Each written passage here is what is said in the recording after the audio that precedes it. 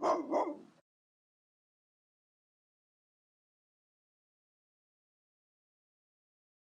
there are two types of allergies, both food, environment, and environmental. Sometimes I reiterate things because I don't believe I've been super clear. Tifa here with FBTV. Listen, normally when you see an environmental allergy, for one, all things often express themselves via the skin. Dog gets redder muzzle, eyes get red, there's some hair loss, there's bumps, itchiness. All these things, again, determine if it's external or internal. Food is often the first thing that, again, I remove. Let's do 72 hours and see if anything changes. Where the dog, ooh, I think you just burped. Where the dog is just eating, again, drinking water. Maybe some vegetables, but realistically for at least 48 hours, he's just drinking water to see what happens. What happens is, in the world we live in, there's a lot of toxins, and even compost. It's like you're a gardener.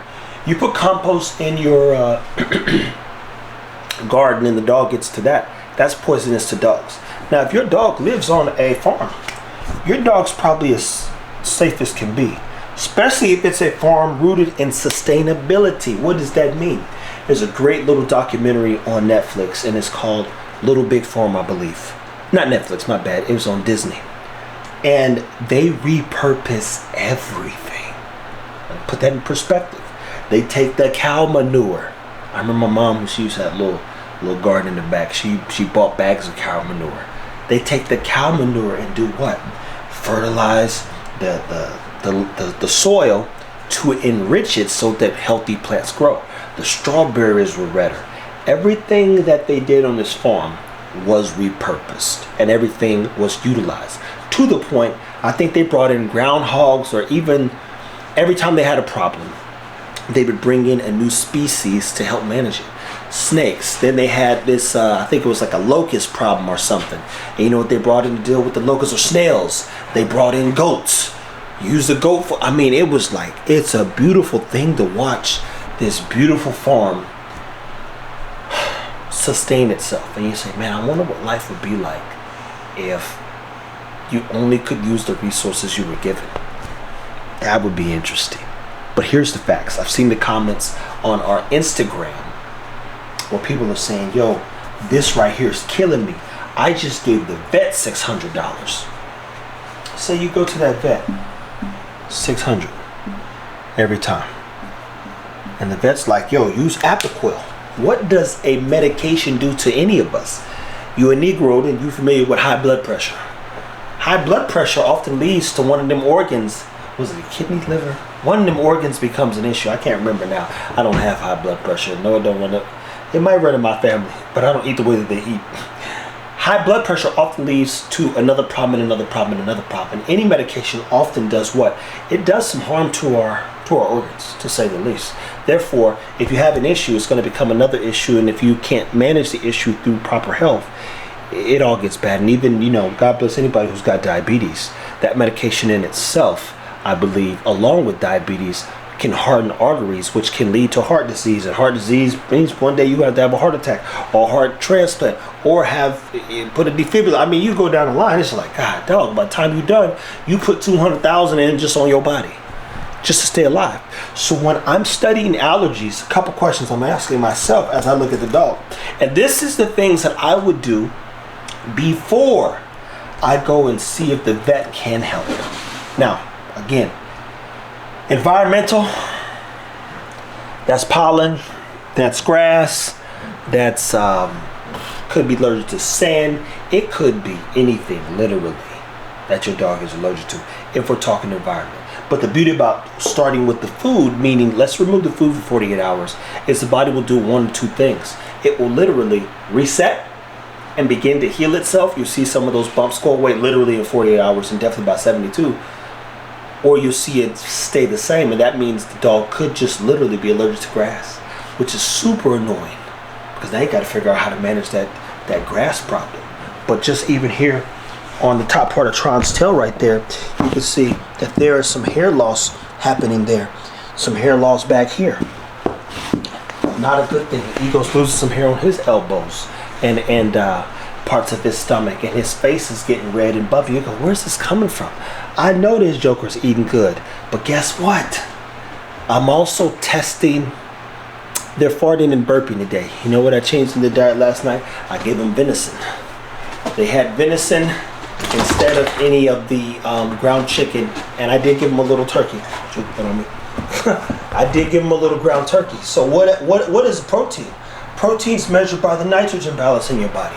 When the body is not absorbing or utilizing, even as us humans, proteins, we get crappy or we get gassy. You ever had red meat and ran to the bathroom because there was way too much fat in there, whatever the case may be?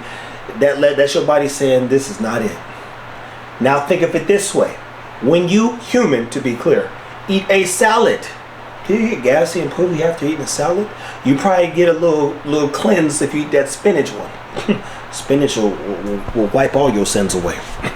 But for the most part, you don't eat a romaine lettuce salad or a Caesar and get real gassy and poopy. It's not the case.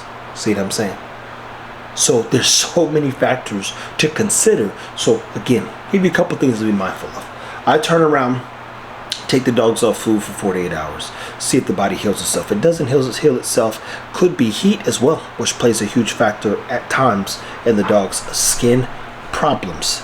And Texas, to be clear, right now, on top of pollination, on top of so many other things. Then I start working through the dog's diet.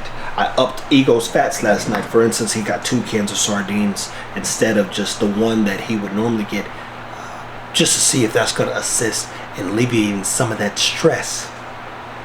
This right here is an extensive process. I wish there was a direct answer I could give, but 3 things I would do, as I've said even in the other video. Take the food away, 2 days. Turn around. When I invite the food, I did keep the dog around me so I could study, is it gassy, is it burpy, is it poopy? Those things are taking place, then the body didn't like that food, which means it's still going to deal with, regardless, gastrointestinal inflammation. You don't want to practice that habit. Then I turn around, try to make sure that the dog's not allergic to pollen or anything going on in the yard. So what do? We might have to get a skin test done, and we'll walk through that at some point. A buddy of mine, Aaron Sims, shot me Hound's 15-page breakdown of what was going on with his allergies, but it wasn't a test. He had to go to a whole lab and get this stuff ran. He says it's kind of expensive. I said, I mean, least of my concern if I have to pay it one time versus 5, 6, 7 times and keep the dog off medication. We're going to do a hard immunity reset on Zara. That's going to be a journey. I'm going to help you guys to the best of my ability, but I repeat, there is no direct answer. If there was a direct answer or an exact answer for every situation, there would be no disease in this world. And that's just not the case. So, pace yourself when it comes to allergies. Know the difference between food and environmental. This right here is going to take a little bit longer. I think this one actually is an easier fix. Whatever you do, if you are trying to invite more fats into your dog's diets, don't start rubbing no coconut oil or cocoa butter on your dog, okay? That is not the case. You will clog the pores. And one of the things that our body does when it comes to managing the ingestion of water from the surface, what I'm saying is, when it's raining, isn't it crazy how your skin don't turn into a sponge? Oil that comes from our skin blocks the water from really going through the pores and us not swelling up like a blowfish. So you really, I wish it was like, boom, this is what happens. It's just not the case. It's a lot that goes into this, and my job will be walking you through a journey on how you can properly manage it over the next 10, 15 years of your dog's life. People, take care of your dogs.